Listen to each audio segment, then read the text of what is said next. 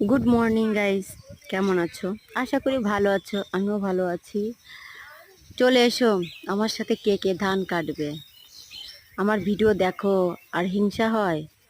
আমি কৃষি কাজ করি, আমাকে কৃষি কাজ করতে যেতে বলছো? তা ওখানে যাব কেন? চলে এসো আমাদের এখানে।